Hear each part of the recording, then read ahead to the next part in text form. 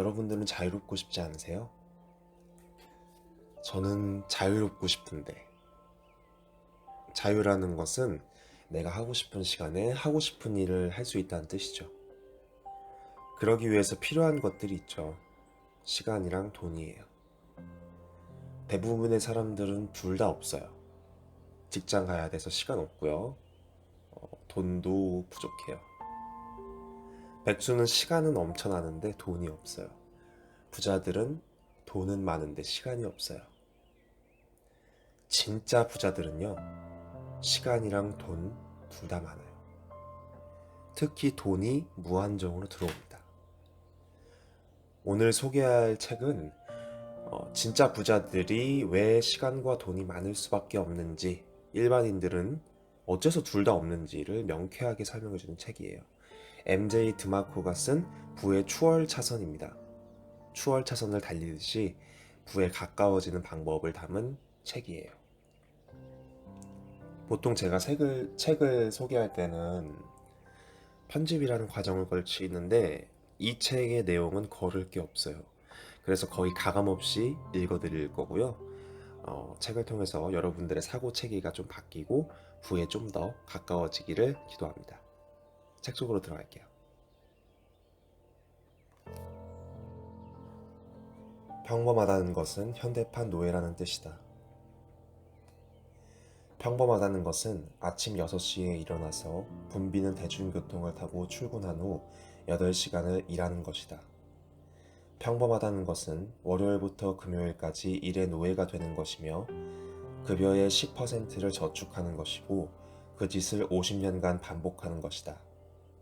평범하다는 것은 모든 물건을 신용카드로 구매하는 것이며 주식시장에 투자하면 부자가 될 수 있을 거라고 믿는 것이다. 평범하다는 것은 빠른 차와 큰 집이 있으면 행복하다고 믿는 것이다.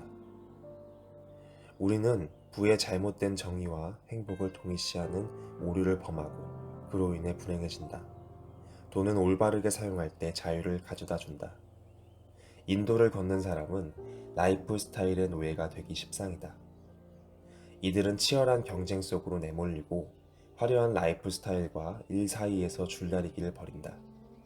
돈을 벌기 위한 일, 라이프 스타일을 유지하기 위한 돈, 그리고 일을 위한 라이프 스타일이라는 사이클을 빙빙 돌며 좀처럼 빠져나오지 못한다. 하나, 일이 수입을 낳는다. 둘, 수입이 라이프 스타일과 빚을 낳는다. 셋, 라이프 스타일과 빚 때문에 일을 해야만 한다. 어떤 금액을 감당할 수 있다는 것은 굳이 그 금액을 따져볼 필요가 없는 상황에서 통한다. 감당 여부를 생각해야만 한다는 것은 당신에게 그럴 돈이 없다는 뜻이다. 선택에 따르는 조건과 결과를 고민해봐야 한다는 뜻이기 때문이다. 어떤 물건을 살 때 당신이 이런 생각을 한다면, 이번에 승진만 한다면, 집세를 올려달라고 하지 않는다면, 이번 달에 주식이 10%만 오르면, 판매량이 2배로 오르면, 아내가 취직을 하면, 보험을 해약한다면, 이렇게 스스로 안심시키는 모든 말들은 당신이 그것을 살 형편이 안 된다는 경고다. 살 형편이 된다면 이런 부연 설명들은 애초에 붙이지 않는다. 당신이 원하는 물건을 현금으로 살 수 있고 앞으로의 상황이 어떻게 변하느냐와 관계없이 지출로 인해 라이프 스타일에 영향을 받지 않을 수 있다면 감당할 능력이 되는 것이다. 현금으로 지불할 수 있고 예기치 못한 어려움에 부딪히더라도 아무렇지 않게 지나갈 수 있을 경우에만 살아. 절약만으로는 절대 부자가 될 수 없다. 50년간 매주 50시간씩 일했는데 이제 그만 꺼지라는 말을 들으면, 그리고 결국 양로원에 들어가 똥오줌도 못 가리고 죽을 날만 기다려야 한다면 그거야말로 미친 짓이 아닐까? 취직해서 아무리 힘들어도 한 주에 5일은 꼬박꼬박 출근하라. 점심은 도시락을 싸들고 한 잔에 10달러 하는 커피는 그만 마셔라. 월급의 10%는 주식과 퇴금연금에 투자해라. 서행차선의 재무계획은 책임과 의무라는 부의 방정식으로 설명할 수 있다. 서행차선 인생의 딴죽을 거는 사람은 거의 없다. 그 거짓은 너무나도 완벽해서 그것이 거짓말임을 깨닫게 되는 시점은 이미 수십 년이 지나고 난 이후다. 서행차선의 거짓말을 믿는다면 영광스러운 내일에 대한 희망 때문에 오늘을 팔아넘기게 된다. 천천히 부자 되기의 원동력은 시간이다. 직장에서 보내는 시간과 시장에 투자한 시간이다. 당신이 기다리는 빛나는 내일은 40년 후에나 올 수 있다. 당신의 빛나는 내일은 당신이 73세의 노인이 되어서 냄새나는 침대 위에 누워있을 때쯤에 올지 모른다. 한 주에 50시간씩 40년 동안 일하느라 꿈 따위는 이미 산산조각난 인생의 황혼기에 접어들었을 때가 아니라 인생의 정점에 있을 때에 부를 누려야 한다. 직업을 잃으면 서행차선 계획은 실패다. 주식으로 모은 돈의 50%를 잃어도 계획은 실패다. 주택시장 위기로 1년 만에 부동산 자산의 40%를 손해본다면 계획은 실패다. 그 계획은 당신이 통제할 수 없는 시간과 요소들에 근거하여 짜여 있으므로 실패할 수밖에 없다. 당신의 인생과 꿈을 희생양으로 요구하는 전략이라면 틀림없이 지는 게임이다. 부모님은 대학에 가고 졸업하고 취직하라고 말씀하신다. 비싼 카페라떼는 그만 마셔라 라고 말한다. 퇴직연금 계좌를 개설하고 월급의 10%를 저축하라고 말한다. 작은 부채부터 청산하라고 말한다. 이 모든 충고들이 모여 서행차선 여행자의 사고방식을 형성하고 일생을 걸고 불을 향한 여정을 시작하게 만든다.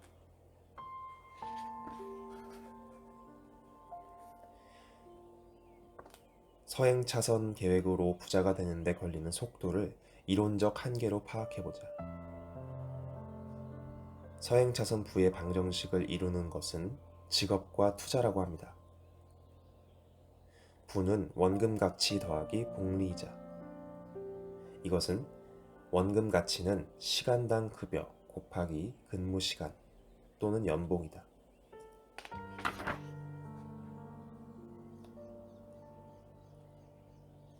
마이너스 60% 서행차선의 수익률.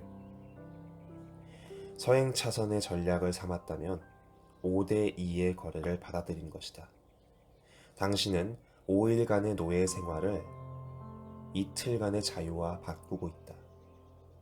월요일부터 금요일까지 시간을 토요일과 일요일 이틀을 위해 팔아넘기고 있는 것이다. 사람들은 돈에 대해서는 마이너스 60%짜리 수익률을 금방 알아채고 거부하지만 시간에 대해서는 그렇지 못하다.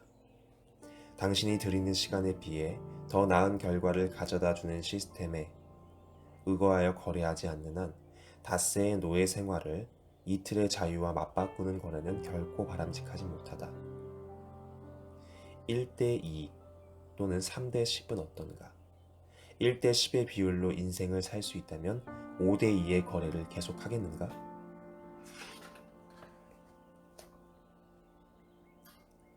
당신은 자유를 사기 위해 자유를 팔고 있다.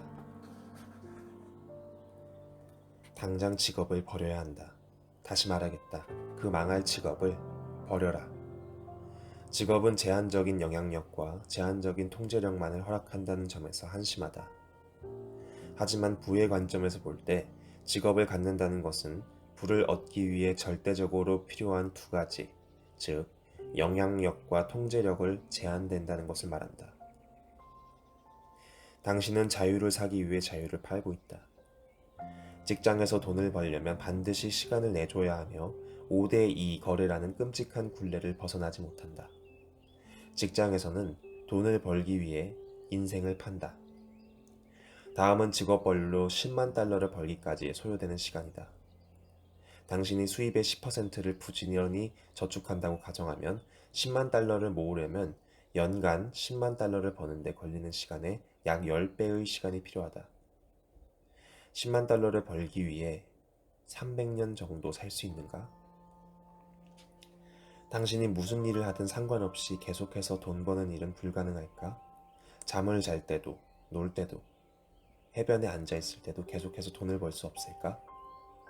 시간이 당신을 위해 돈을 벌어다 주게 만들 수는 없을까?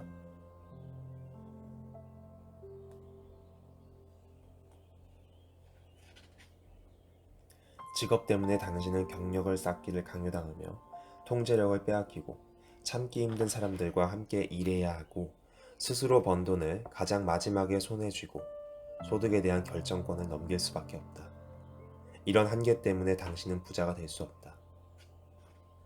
부의 증식의 첫 단계는 큰 돈을 모으는 것이다. 큰 돈을 모으기 위한 조건은 통제력과 영향력이다. 내재 가치를 측정하는 단위가 시간이라는 점인데, 시간을 바탕으로 한다는 점에서 우선 당신을 부자로 만들어주는데 한계를 지닌다. 당신이 시간을 통제하거나 시간에 영향을 미칠 수 있는가? 불가능하다. 돈과 교환할 수 있는 시간은 24시간으로 제한되어 있다. 시간은 맘대로 느렸다 줄였다 할 수 없다. 시간당 급여를 받는 근로자라면 하루 최대 일할 수 있는 시간은 24시간이다. 이 한계치를 벗어날 수 있는 방법은 없다. 물론 하루에 24시간을 일하는 것은 불가능하므로 8시간에서 12시간 정도를 돈과 바꾸게 된다. 연봉을 받는 근로자라고 해도 같은 한계를 지닌다. 복리를 통한 부의 증식은 오랜 시간의 흐름이 필수적이다. 40년 후에는 250만 달러가 지금의 25만 달러 정도의 가치밖에 없구나.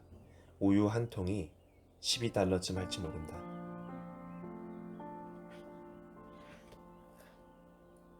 복리 계산 시에는 보통 투자 수익률이 매년 10%를 유지할 것이라고 가정한다. 그렇게 40년 동안 운이 따라주길 바라야 된다. 시장 성장률이 1년에 마이너스 20% 혹은 40%를 기록했던 적이 있는가? 물론 있다. 게다가 그럴 경우 힘들게 모아 투자한 돈은 물거품이 되어 사라진다. 복리를 통한 부의 증식 방법은 복리를 이루는 변수 자체의 결함 때문에 불완전하다. 사람이 평생 살 수 있는 기간은 한정되어 있기 때문에 시간은 제한적이고 수익률 또한 시장에 투자했을 때 일반적으로 기대할 수 있는 수익률을 넘기기 어려우므로 제한적인 데다가 총 투자 금액은 소득의 출처가 직업이기 때문에 마찬가지로 제한적이다. 복리의 약점을 수학적으로 극복할 수 있는 유일한 방법은 처음부터 큰 숫자로 시작하는 것 뿐인데, 큰 숫자로 시작하려면 영향력을 갖추어야 한다. 복리를 통제하기란 불가능하다. 당신이 통제할 수 있는 요소는 아무것도 없다. 하루 24시간, 평생 50년이라는 한계로부터 자유롭지 못하다. 시간을 팔아버리는 것은 곧 부를 팔아버리는 것과 같기 때문이다.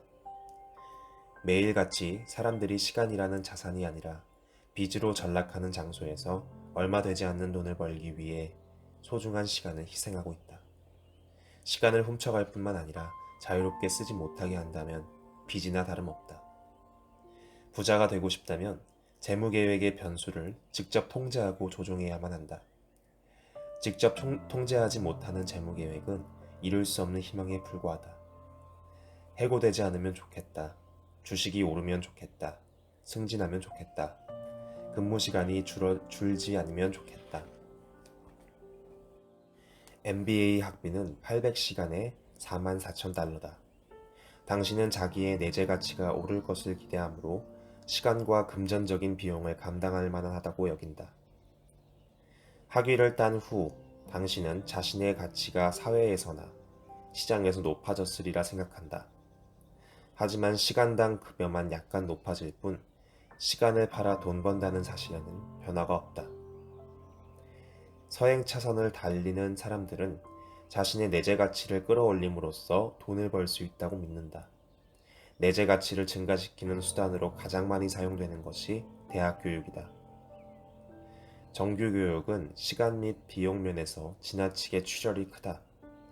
MBA 과정을 갓 졸업한 후 고졸이어도 할 만한 일을 하면서 학자금 대출을 갚아나가느라 고생하는 사람들의 이야기를 매주 접한다. 고학력이라는 타이틀에 얽매이면 자유를 빼앗길 위험이 크다. MBA 졸업장이 연봉을 15% 올려주는 대신 15년에 걸쳐 갚아야 하는 빚을 남긴다면 좋은 투자라고 볼 수 있는가? 사람들이 부자가 될 수 없는 이유로 가장 자주 내세우는 이유는 시간이 없다일 것이다. 시간이 없는 이유는 직업이 있기 때문이다. 직업이 있는 이유는 필요하기 때문이다. 필요한 이유는 당장 나갈 돈이 있기 때문이다. 나갈 돈이 있는 이유는 빚이 있기 때문이다. 빚이 있는 이유는 그렇다. 6년 동안 학교를 다니면서 엄청난 학자금 대출을 받았기 때문이다. 서행 차선을 달리는 사람들은 계획이 생각처럼 되지 않는다 싶으면 과한 노력을 들이기 시작한다. 서행 차선에서 속도를 내기 위해 노력한다는 것은 차가 낼 수 있는 속력의 최대치까지 가속 페달을 밟는다는 뜻이다. 근무 시간을 늘려 내재 가치 상승시키기, 이직 또는 부업으로 내재 가치 상승시키기, 학위를 따서 내재 가치 상승시키기, 더 높은 수익률을 내는 상품에 투자해서 복리 올려받기, 투자 시간을 늘려서 복리 올려받기, 투자 자금을 늘려서 복리 올려받기. 당신은 서행차선 수학 공식의 한계를 극복할 수 없다. 최대 시속 10마일의 속력을 낼 수 있는 자동차는 가속 페달을 아무리 힘껏 밟아도 시속 10마일 이상을 달릴 수 없다. 시속 10마일로 국도를 횡단하려면 40년은 걸릴 것이다. 그 길은 당신을 40년 정도 더 빠르게 부자로 만들어줄 수 있는 대안적인 재정 지도를 따라가면 만날 수 있다. 추월차선은 통제 가능한 무제한적 영향력으로 대표되는 사업 및 라이프 스타일 전략이다. 사업을 시작하고 라이프 스타일에 사업을 박차를 가하고 그 결과 놀랄만한 부와 자유를 얻게 되는 삶. 하지만 누구나 이런 인생을 누리는 것은 아니다. 추월차선 지도의 비밀을 푸는 것은 비밀의 열쇠를 쥐고 있는 이기는 팀에 가담하기만 하면 되는 일이다. 이기는 팀은 생산자 팀이라고 불린다. 이들은 인생의 중심을 소비가 아닌 생산에 둔다. 사고방식을 다수의 것에서 소수의 것으로 전환한다면 어렵지 않게 다른 팀으로 이적할 수 있다. 그렇다. 먼저 생산자가 되고 그 다음으로 소비자가 되어야 한다. 텔레비전을 통해 제품을 사는 대신 팔아야 한다. 금을 캐려고 땅을 파는 대신 삽을 팔아야 한다. 수업을 듣는 대신 수업을 제공해야 한다. 돈을 빌리는 대신 빌려주어야 한다. 직업을 갖는 대신 고용해야 한다. 집을 담보로 잡히는 대신 잡아야 한다. 소비로부터 달아나서 생산자로서의 인생을 살아야 한다. 생산자의 관점에서 바라보기 시작하면 세상에 대한 인식은 라디오 주파수의 지직거리는 잡음에서 깨끗한 스테레오 사운드로 바뀌는 것처럼 선명해진다. 확실한 기회가 보이고 아이디어가 떠오르며 방법이 드러난다. 생산자의 사고방식을 먼저 지녀야 한다. 생산자는 부자가 되고 소비자는 가난해진다. 생산자의 편에 서려면 사업가이자 혁신가여야 된다. 사업을 시작하고 세상에 가치 있는 무언가를 제공해야 한다. 추월차선의 중심에는 사업이 있다. 맞다. 자영업 말이다. 하지만 소규모 자영업자 대부분은 추월차선으로부터 몇 광년쯤 떨어진 곳에서 서행차선과 씨름하고 있다. 어떤 사업은 사실상 직업과 다를 바 없기 때문이다. 사업가들은 판매 개수 곱하기 단위당 이익이 순이익을 결정하는 공식을 이용한다. 내가 경영했던 인터넷 회사를 예로 들면 내 단위당 이익은 한 건의 광고 클릭당 대략 4달러였다. 보통 내 웹사이트 방문자 수는 하루에 1만 2천 명이었다. 이는 판매 개수 변수의 최대치가 하루에 1만 2천임을 뜻한다. 나는 하루에 1만 2천 명에게 팔 기회가 있었다. 이 변수를 서행 차선에서 일하는 시간이란 개념과 비교해보자. 내가 사용한 부의 방정식에서 부의 한계치는 판매 개수에 따라 정해지며 최대 1만 2천에 이른다. 물론 방문자 전원이 광고를 클릭하는 경우는 없으므로 판매 개수가 1만 2천이 될 가능성은 없다. 서행 차선에서도 마찬가지로 하루에는 24시간밖에 없으므로 최대 한계치를 24로 잡기는 어렵다. 현실적인 최대 한계치는 하루에 8시간에서 12시간일 것이다. 그러면 1만 2천 대 24라고 볼 수 있다.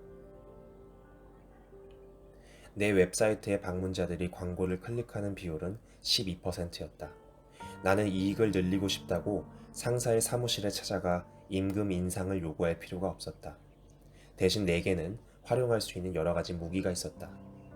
첫 번째, 광고 클릭 비율을 12%에서 13%로 1%만 올려도 하루에 $480를 더 벌 수 있다.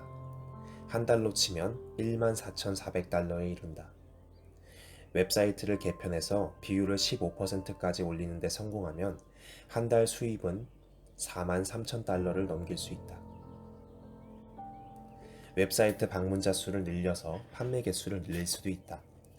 이익을 늘리려면 방문자 수를 늘리는 방법도 있다. 웹사이트 방문자 수를 1만 2천에서 1만 5천으로 늘리고 클릭 비율을 그대로 12%를 유지한다면 수익은 하루에 1,440달러, 한 달이면 43,200달러가 증가한다. 단위당 이익을 늘릴 수도 있다.